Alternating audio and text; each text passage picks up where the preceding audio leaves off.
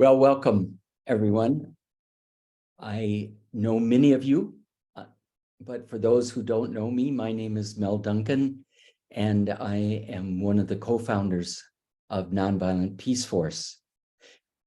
You may have noticed that we do not have the chat function on today, and while we love these nonviolence cafes because they do build connection and community as well as we can by using Zoom, out of an abundance of caution today, and because of the times that we're living in, and because of a cybersecurity concern, we have had to turn off the chat function, and we are using a webinar format. Thus, you're only going to be able to see the speakers and not one another. And we're sorry for this, but it's a precaution that we have to take. And so you'll see the speakers, and everyone will be muted for the cafe. The chat function, as I mentioned, will be off. And afterwards, you will be able to ask questions, but they will be via email. So we're sorry for that kind of cumbersome process. But again, it's out of abundance of caution because of a cybersecurity concern. And that doesn't stop us from connecting. Today, we're going to hear from Kalaya'an Mendoza. And I was asked to introduce Kalaya'an.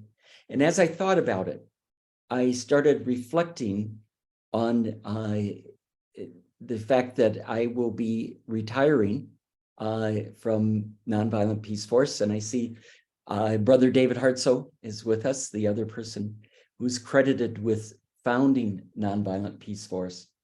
And one of the things that is of great satisfaction is that the second generation is firmly in place and is running NP.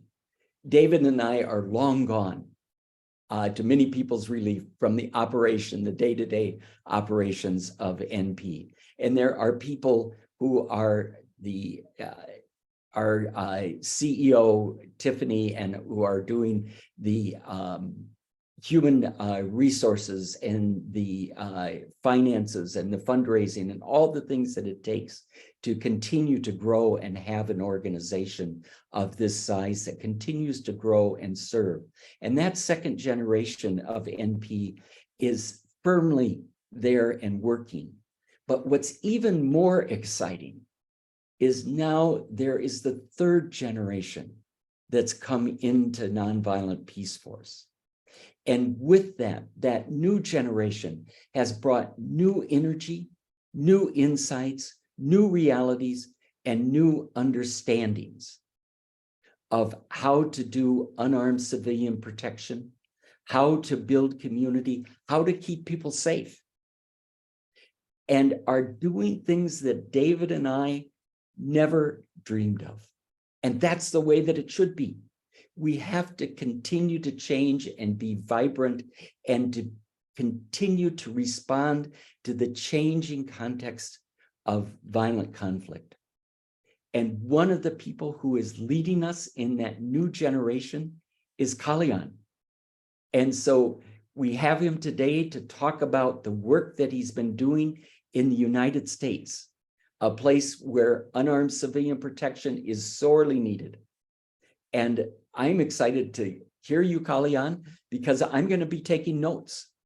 I'm sure I'm going to be learning things from you today. And so please share with us the work that you've been doing and some things that we can be doing and applying to our lives and our neighborhoods as well. So thank you, Kalaya'an.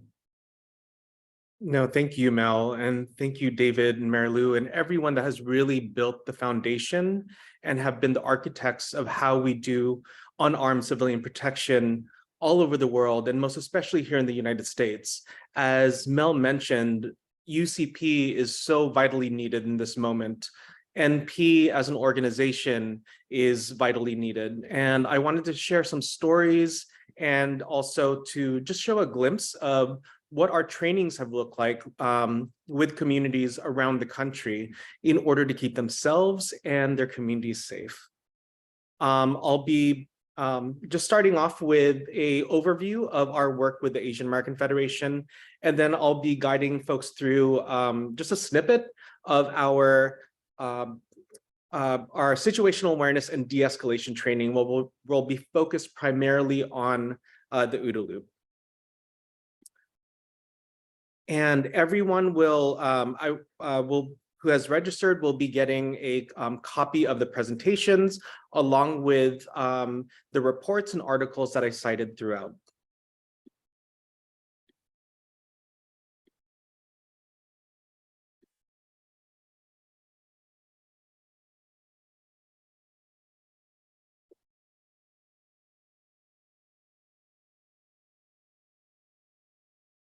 This is the Bedford station. This has been my subway station for 25 years, the entire time that I've lived in Brooklyn. Why Noah's story was so personal to me and why it was really hard to listen to, because Noah was riding the L train and the person who attacked him got on the subway from this stop. So much of what happens underground is the fact that people don't look out for each other. Right? Like Noel, he was on a crowded train and nobody did anything for him. I think the Federation helped me a lot. I cannot go to public transportation. So on their graciousness, they provide me with free rides.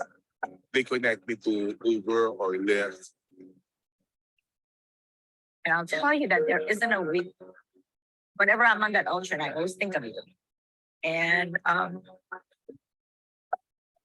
question that you asked at the rally and the question that you've asked before, why didn't somebody do something? Why didn't anybody help me?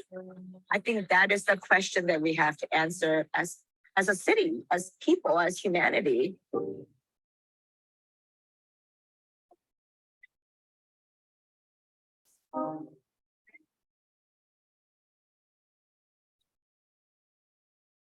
How many people here have been affected by this other pandemic of anti-Asian hate?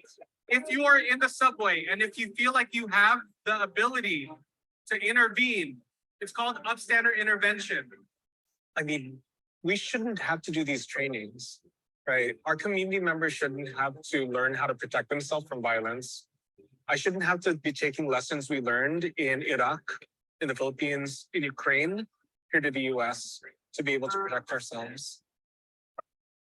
We're going to practice the de-escalation stance. Keep them directly in front of your face.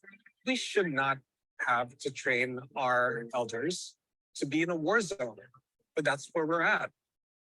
When I was in the hospital at the time and I was waiting for my discharge, and Mary de Blasio was in the news, it was asked about the crime in the subway. Over the first 6 years I've been here, we were able to drive down crime in the subways. And I said, no, it's not. It became my advocacy to say something so that the government would do something about it. And the Asian community and the New Yorkers in general would be safe. Sadly, I think that attacks are ongoing. That's why Kala is busier than ever. One of the things that the Asian American Federation was able to do was launch a campaign called Hope Against Hate. Our work is really about centering the victim, about what do we help, who do we help our victims to get mental wellness, to be able to give financial support, to make sure that they have access to lawyers.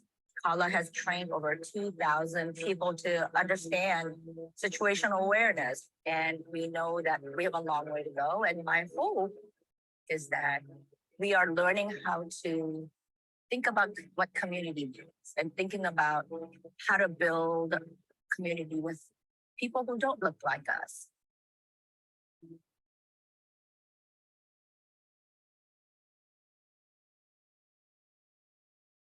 In August of 2021, NP started to partner with the Asian American Federation here in New York City in response to anti-Asian hate crimes. We wanted to be able to support through building a safety infrastructure or a ecosystem of you, if you will, here in New York City. And this comes in light of the continuing attacks against Asian Americans across the country. As you can see here, between 2020 and 2022, there have been 11,467 attacks on Asian Americans. And I think it's important to note that there is an intersection between disabled women and femmes, children, the elderly, and those who have been targeted by anti-Asian attacks. When we look at how we build out the work, it's really about giving the community a sense of confidence and reinforcing their agency and autonomy in a time of violence. Anti-Asian sentiment is not something new. It's not something that was just created in the last 2 years. The Chinese Exclusion Act of 1882, the Watsonville riots of 1930, the murder of Vincent Chin in 1982, the Japanese internment camps of World War II have all shown that and demonstrated to our communities that we don't belong here and that we're not safe here. And most recently, actually yesterday, the Asian American Foundation issued a status report on Asian American and Pacific Islander sentiment here in the United States that named 1 out of 2 respondents of the survey said that they felt safe in the US. That's half of Asians in the United States from the sample are saying that they felt safe. That's a tremendously scary number. And what we wanted to do as Nonviolent Peace Force was to bring the lessons learned from our colleagues all over the world here in the United States. The Hope Against Hate campaign really covers 3 main areas. SafeWalks, which provides protective accompaniment for seniors or anyone really that is looking for that kind of support. Safety trainings, which is building up the skills of community members to do self-protection and mutual protection, otherwise known as upstander intervention. And SafeZones are brick and mortar locations where community members who are being aggressed can go in for support and resources to be able to help them in a time of aggression.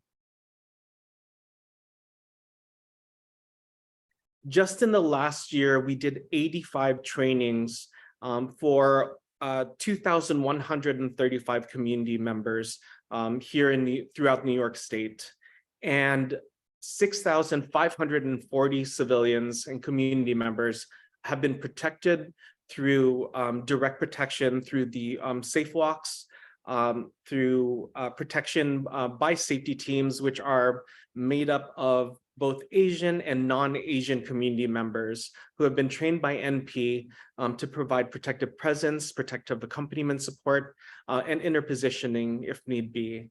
One of the things that we really try to demonstrate is that safety is cultivated, security is enforced. Every time we have a safety team on the ground, whether it is ajumas or Korean aunties, or it's young Brooklynites at a rally or action, we really want to be able to build the physical and psychosocial safety of community members because even in this time, there are still attacks against our community. Most recently, a high-profile case in March, just down the street from me, Cecile Martinez Lai and her family were beaten in the street at 11 a.m.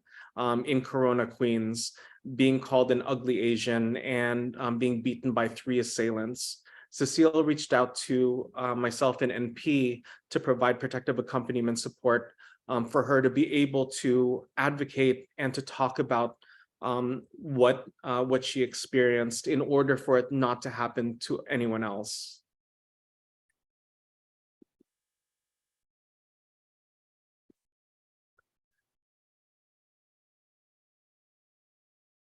The safety trainings that we've been providing here in New York City have been both in person and virtual. It has provided a sense of autonomy for community members. At a training last year in Sunset Park, Brooklyn, a mother and her adult daughter came up to me, and the daughter's name is Amy Lau. Amy said that after the training, her mother felt for the first time in 2 years that she felt safe enough to leave her apartment to go get groceries. It was difficult in that moment, and even in this moment, to recount that without getting emotional. No one should feel like they could not leave their home to get food. No one should ever feel that they cannot be safe enough to meet their basic material needs. The Hope Against Hate campaign has really been, a big thank you. The Hope Against Hate campaign has really been focused on building up the skills for community members to protect themselves and others in a variety of different situations. And I just wanted to share a few words from some recipients of the training. Thank you to you guys because of the training that you provided today. Last year, I felt very hopeless about our community. And I connected with Kalaya'an as a volunteer because I wanted to do something. And the hope that you guys are trying to give today just makes me feel so reassured that our communities are out there doing something, making connections and helping those that are vulnerable. So this has been a really wonderful event in the sense that we've, engaged people that sometimes, just feel very alone and helpless as well, more helpless than me. So thank you. This has been very valuable. Hi, can you tell me your name and what did you learn at the Hope Against Hate training today? Hi, my name is Christine Kim. And it was really meaningful experience as I learned about the OODA, the protocol that was presented in the classroom, especially when things were happening, any circumstantial events can occur. And it is good to observe what's going on and based on the observations, how we have to find a way, what will be the good interventions. So how do we can have a next plan without any hesitancy or the fear, and we have to find a way how to start it in the end. This training was wonderful. So not only for the physical space, how we can maintain ourselves and contain it and observe it and then find a way to escape from the situations or not even the physical threatening, but verbal threats as well. And our emotion, how to maintain our emotions stabilize and find a way or seek for help. So it was wonderful training. Thank you. Fantastic. Thank you so much. We have really been focused on the primacy of local actors and in supporting community members to find ways to protect themselves through nonviolent means. When we talk about safety, we talk about cultivating safety when it doesn't come down the barrel of a gun. Unfortunately, in the last quarter, there has been a 60% rise in the purchasing of guns in the Asian American community. What we as NP are trying to do is support community members to reimagine a safer, more just and kinder world.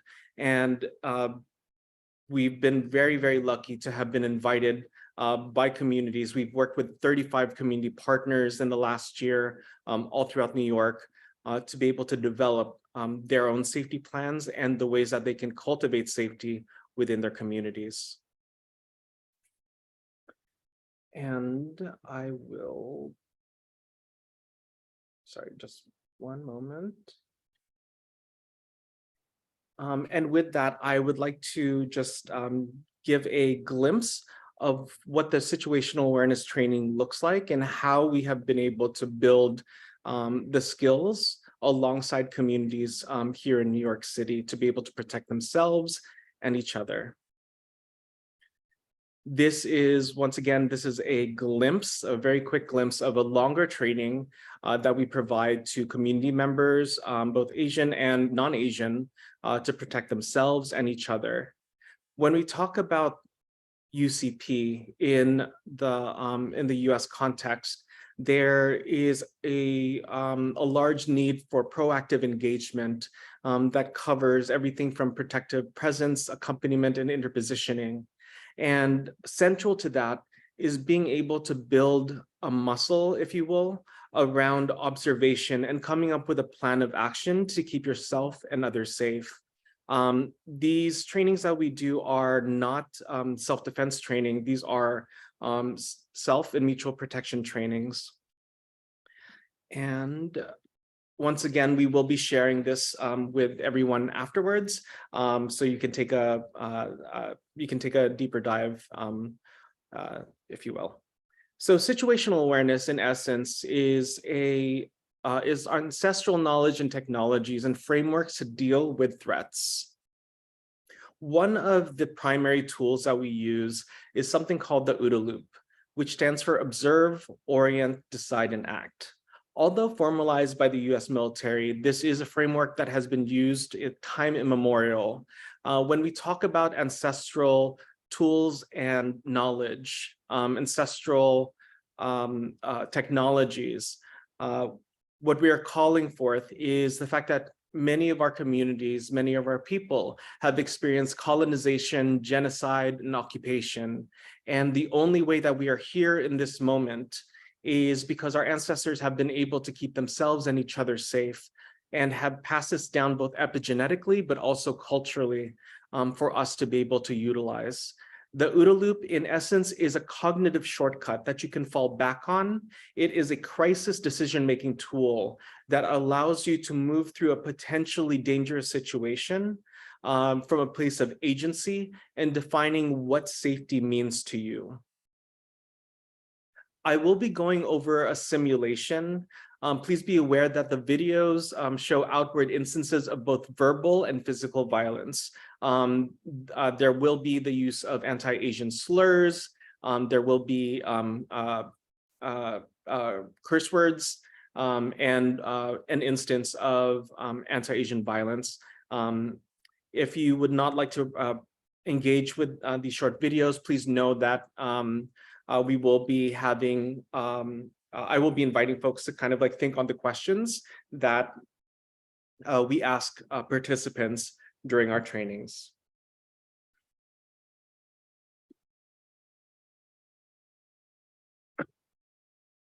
This is a simulation put on by Nonviolent Peace Force to help support you in understanding your threats, risks, vulnerabilities, and capacities when planning around your own safety. Once again, this is a simulation.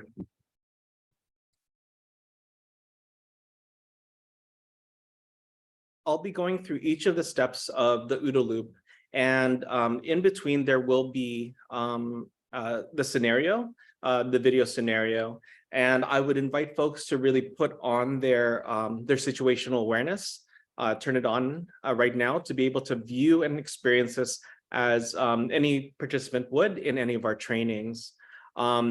I'll be showing the videos a couple times so that way it can folks will be able to notice things that are both happening within the situation, but also what's happening within yourself. So the first step in the OODA loop is observe. The goal is to take in information both consciously and subconsciously. What the consciously is pretty straightforward. When we're moving about our day, we're taking in as much information as possible through all of our sensory organs. Subconsciously acknowledges that our bodies have an amazing ability, our ancestors have an amazing ability to be able to determine when there is a potential threat that we may not be consciously identifying. So the way that you practice the first step of the OODA loop is you want to stay present in the reality and not necessarily anticipating threats. And the reason that we talk about this is in order to not put more stress on your nervous system, in order not to go into a state of hypervigilance, it's important to not be anticipating threats and really being open to the information that's around you. You want to maintain calm with a normal heart rate and breath rate. Those things are indicators that help allow you to understand what is happening around you and what's happening within you. How many of us have been in a situation where our gut or our heart or our ancestors just tell us, you need to get out of here for your safety? I know I have. As a queer immigrant here in the United States, as an Asian American, there are things that I may not necessarily identify consciously, but I had to leave a situation because there was a threat that I was subconsciously processing in my body. So what you want to do in the first step of the OODA loop and observe is you want to first turn on your OODA loop. So this can look like anything from as soon as you step outside of your apartment or your house, you turn on your OODA loop. I think every New Yorker turns on their OODA loop the second we have to go through Times Square. For those of you that have been there, you know it's kind of a nightmare. I think for many folks here that may drive or ride a bike, you're already turning on your OODA loop as soon as you get into your vehicle. This is once again, this is a cognitive shortcut that we can fall back on that helps afford a sense of agency on how we keep ourselves safe. The next step is really grounding yourself in being present. It's about having a sense of mindfulness about your situation. One thing I've counseled community members on is making sure you don't have your earbuds in, that you're taking information around you, that you're just being aware of your surroundings. One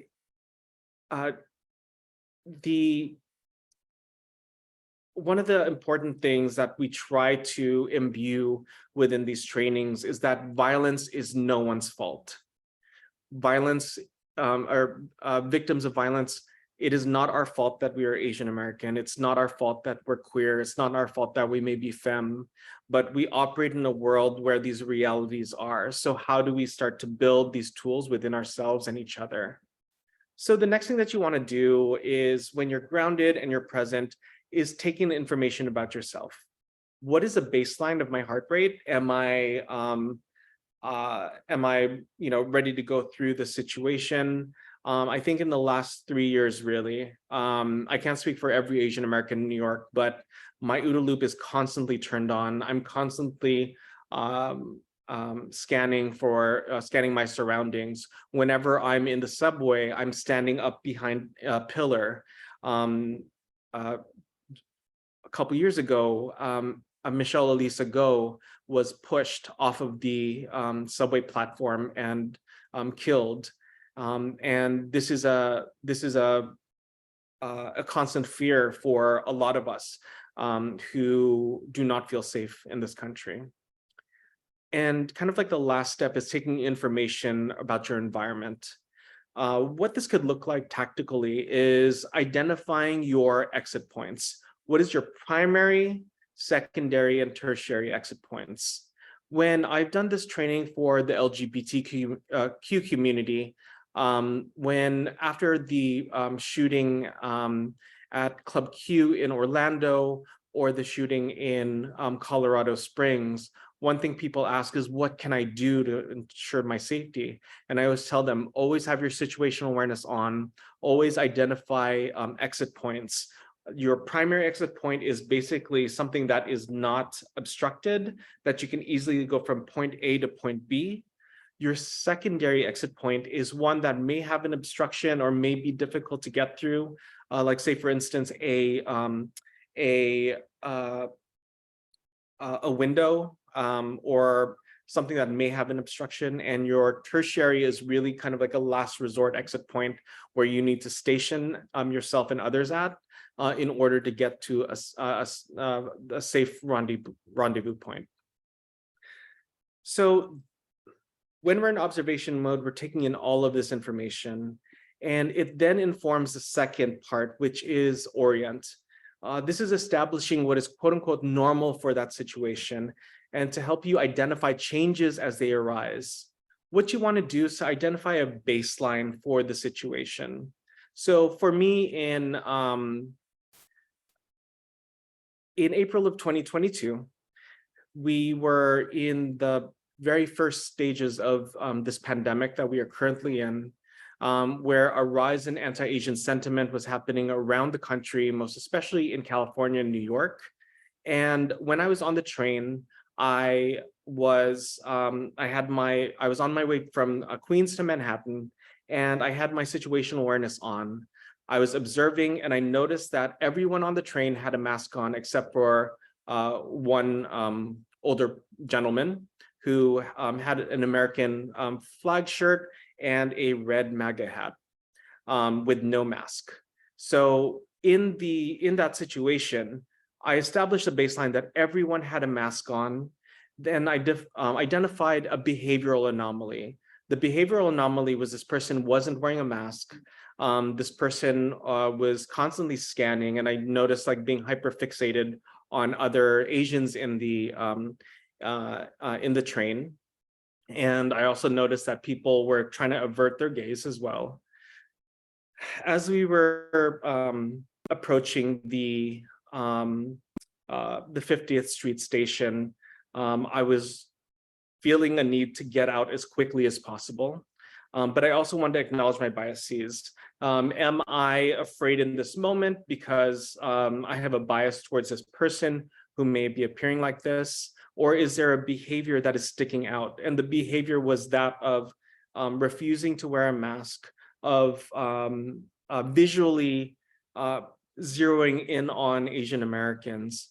And lastly, we'd say trust our ancestors, or trust your gut, or trust your instincts. My instinct was to try to find a way to get around this person and out. And in that moment, I decided to try to make as much space between myself and this person. As soon as I got close to him, he saw me with my mask on, and he saw, I'm very visibly Asian. And he called me a dirty chink and spat at me. In that moment, I paused. I tried to make sure I didn't want to escalate the situation. I said, "Oh, I'm sorry," and I continued to go around and out. In that moment, that was what I was observing. The baseline was that most people were already afraid in that situation. The anomaly was this person that came after me, and I needed to come up with a plan of action to keep myself safe. What we'll be doing is now applying both the observation and orientation in the next scene. I'll show it a couple times. And I want to invite folks to be able to observe, what's happening in the scene, what's happening within yourself, understand what the baseline is, and identify any anomalies that might come up.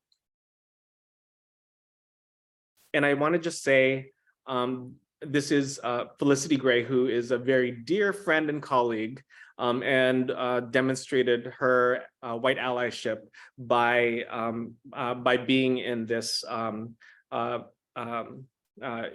simulation.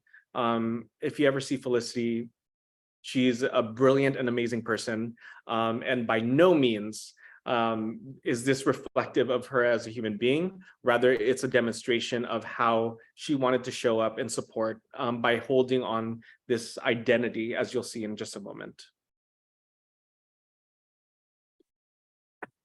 Hey, wear the mask. Just get over it. Breathe. Conscious of my life. Yeah, I just want to. You brought the China virus here. I'm sorry? China virus. I'll show that one more time. Just hey, wear the mask. Just get over it. Breathe. Conscious of my life. Yeah, I just want to. You brought the China virus here. I'm sorry? China virus. It would be in this moment where I would invite community members and participants in the trainings to share what they observed and what is the anomaly in the situation.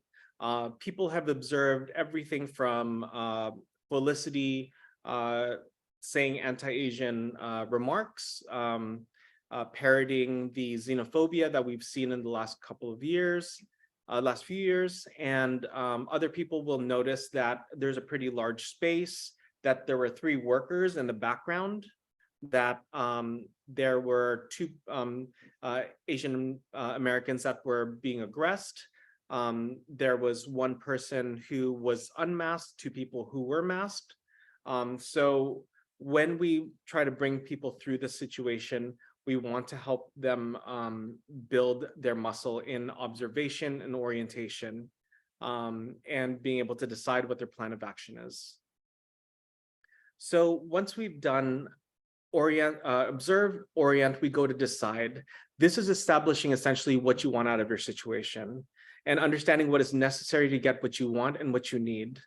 You identify your goals, your resources, your options, and then your plan of action. In the example that I shared on the subway, my goal was to get out of the subway car as quickly as possible, without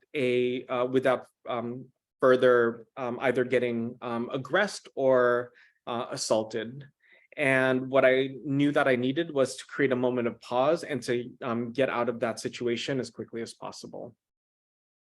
So when we move from decide, that's what then constructs act, which I'll talk about in just a moment. So I'll show this a couple times, and I'd like to invite you to think about what your plan of action would be if you were myself, who is being aggressed, or Adja, who is the upstander. China virus. Sorry, are you talking? Yeah, I am. You should have been shipped back to where you came from with your virus, like anywhere. Please step back. You're clearly not from California. Stop. I'll show that one more time. China virus. Sorry, are you talking? Yeah, I am. You should have been shipped back to where you came from with your virus, like anywhere. Please step back. You're clearly not from California. Stop. So it would be at this point where I would invite participants in the training to name what their plan of action would be. If you were myself or the upstander Adja. There have been folks who have shared that if they were Adja, they would take out a phone. If they were me, they would try to make as much space back. Other people would try to interposition.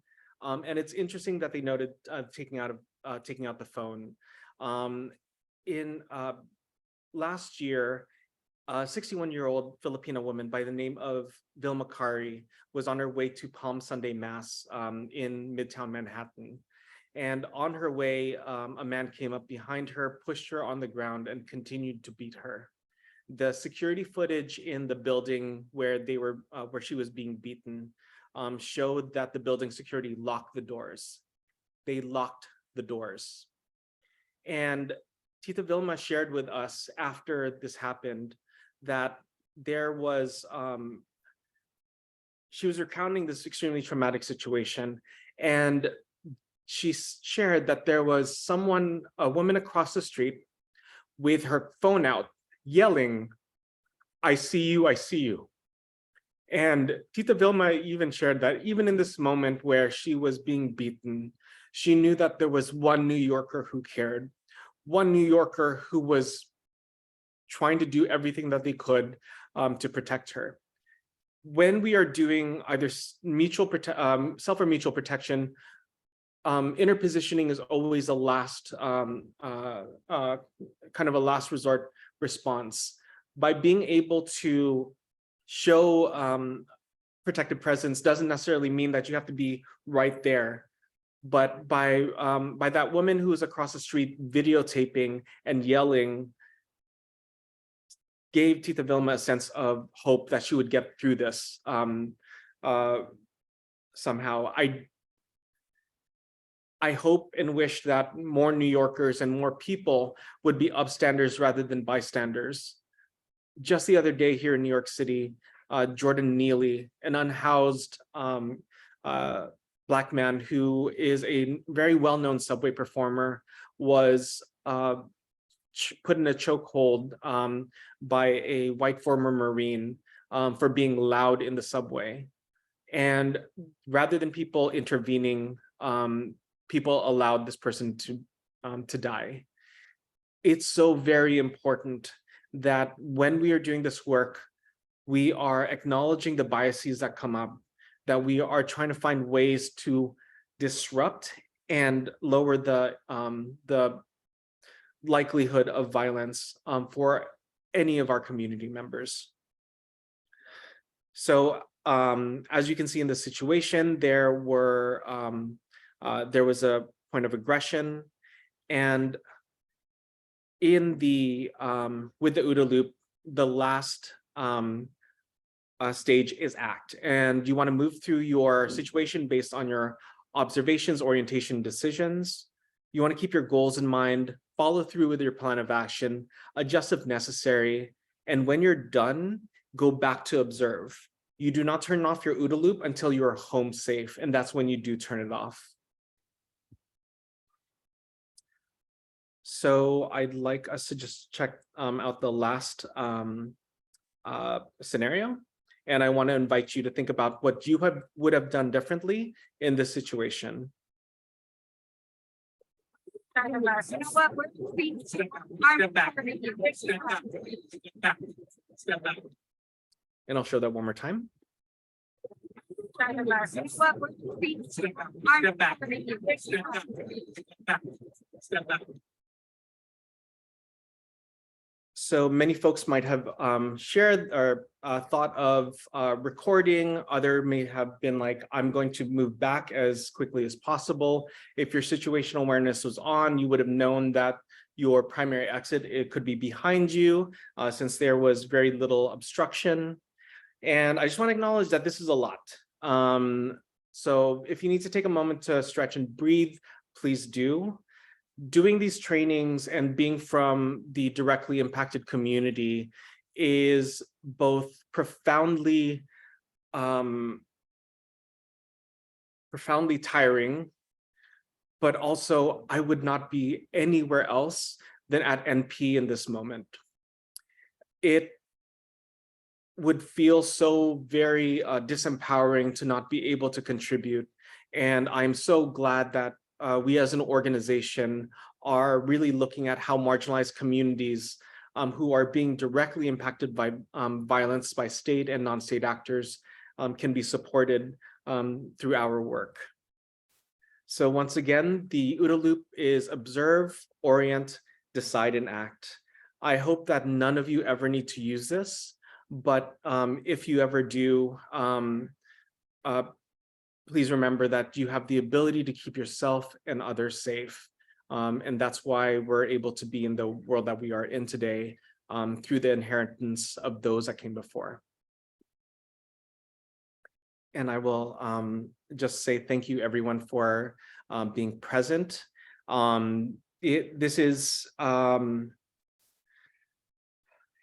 We are continuing to see the rise of violence throughout the country. And I feel that NP stands at a position where we are able to work alongside communities to cultivate safety, to help us reimagine a future where all of us can be safe, where all of our basic fundamental human rights are respected. And NP is in the US at a time where this country needs us and where needs all of us here, staff, volunteers, and supporters around the country. So once again, I just want to thank all of you. I want to thank Mel, David, Mary Lou for all of the work that you have built and created in order for us to be able to work alongside you in keeping all of our communities safe. I'll pass it back to Mel.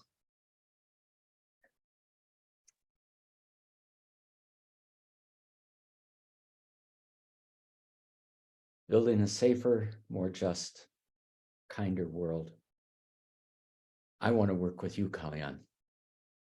Thank you. This is exactly where we need to go and how we need to do it. This is the new generation of nonviolent peace force and how we need to move and continue on and how our work continues to spread into communities. The cafe before last, you got to hear from Will Wallace and the work that he's doing in community peace building in North Minneapolis and applying many of the lessons that we've learned in other parts of the world. Recently, the Guardian reported that between 2020 and 2022, the incidence of hate crimes against Asian Americans rose by 339%. So the work that we're doing that's led by Kalaya'an is needed now more than ever, and is needed in real time. And I know that there are so many questions that I have, and I've been through your training a few times, and I bet many of you have questions. And again, because of a abundance of caution today over cybersecurity concerns, we are not taking questions through the chat, but you will have a chance to ask questions through an email that will be sent out to everyone. And Kalaya'an will respond and to those questions so that you will have a chance to find out more. But in the meantime, we need to continue to make sure that not only Kalaya'an, he's one person, and I can attest to how extremely busy he is and in demand, because I've tried to get some of his time sometimes, and he's always in demand, always training and working with communities. We need to continue to be supporting and to building alongside communities. And that only comes through the donations, the support that we receive from you. And I know a lot of you who are on this cafe right now, and you've been with us a long time and enabled us to have the flexibility to be able to do the kind of work and expand out so that we can do this work. And we need you to stay with us right now so that Kalaya'an and Will and others can do this work in real time right now in building that safer, more just, and kinder world, neighborhood by neighborhood, community by community. We are what we hoped for. We are the answer. When you hear again about another shooting, this is the alternative. This is the active building of that alternative. So I really ask you to join all of us, to join Georgia and me in making a monthly contribution. And I know I'm sounding like a public television ad right now, but I mean it, to join us. And you will be receiving an email, each of you, that will have a link for a survey.